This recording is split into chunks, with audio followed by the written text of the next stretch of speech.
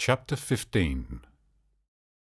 I find myself in the deep countryside of Yunnan, farther than I expected, and let me tell you, it's getting harder and harder to find anyone who speaks even a word of English. I mean, I know I'm in China and all, but I didn't expect the language barrier to be this frustrating. Anyway, I'm trying to talk to these local coffee farmers, okay? And it's like we're playing a game of charades or something. I'm waving my arms around, trying to mime what I mean, and they're looking at me like I'm some strange being from another dimension. It's kind of funny in a way, and it makes me realize how it is important to learn the local language if you want to get anything done. One thing I noticed, though, is that these farmers compulsively smoke these really strange Chinese cigarettes, like they're made from random tree leaves or something. I couldn't quite identify the scent, but it definitely wasn't your typical high-end tobacco cigarette. But you got to roll with the punches, right? So here I am, feeling all frustrated because talking to these farmers is like trying to converse with a wall. But I can't just give up, can I? I have to find a way to make it work. So I start using gestures, drawings, and the few basic phrases of the local dialect that I learned on the train. At first it's super embarrassing, like trying to dance when you have two left feet, but I keep at it. And you know what? Things start to get better. The more I try, the more progress I make, and these farmers seem to appreciate my efforts. They're patient with me, even when I mess up, and laugh along with me when I make some silly mistakes. I guess they can see that I'm doing my best, and that's what counts. I've realized that sometimes you just have to throw yourself into a situation and figure out how to move forward. It won't always be perfect, but if you keep trying and pushing yourself, you might make some progress. And that's what happens to me and those farmers. We find a way to communicate, even if it's a little awkward and confusing. As I spend more time with these coffee farmers and try to talk to them, I become better, you know? I'm starting to understand their language and figuring out how to get my ideas across. It's a bit like learning to ride a bike. Once you get the hang of it, it's not so bad.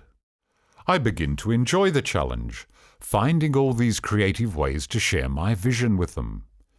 And the fact is, the more I talk with them, the more they open up to me as well. They see that I'm passionate about this world of coffee and that I'm interested in their lives and how we can make things better for them. I'm not just a guy trying to make a quick buck. I want to do something good for everyone involved. Yes, it's true what they say. Actions speak louder than words. I'm there in the middle of a Yunnan coffee farm, ready to show the farmers what an espresso is.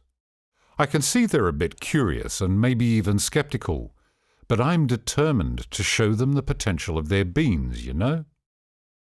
I have my trusty portable espresso machine with me, and I set up my little coffee station right there on the farm. Carefully, I dose the Yunnan coffee beans, grind them, and get to work. The farmers start to gather around me, looking at me with questioning eyes. But when that rich and intense espresso starts flowing into the cup, I see their eyes light up. And oh my, the aroma! It seems like heaven. More and more farmers approach to see what's going on, and I can't help but feel a little proud of myself. I finish the espresso with a little performance and then distribute samples to the farmers. They drink cautiously at first, but then their faces light up as if it were Christmas. And, of course, there is always that terrible cigarette smoke. In the midst of all this excitement, they continue to smoke those terrible cigarettes made from Chinese tree leaves mixed with cork, presumably. And from time to time, they offer me one, and I smile and endure, not wanting to be rude or anything. But the point is that it's not just about business for me. I want these farmers to feel like they are part of all of this, that their voices really count. So we talk about prices, quality control, how to get the coffee beans all over the world, all those things. It's important to me that they know they're not just suppliers, they're partners in this dream of mine. And the more we talked and worked together, the more I could feel these real and genuine connections forming. It wasn't just about coffee, you know. It was about people, friendships, the trust we were building.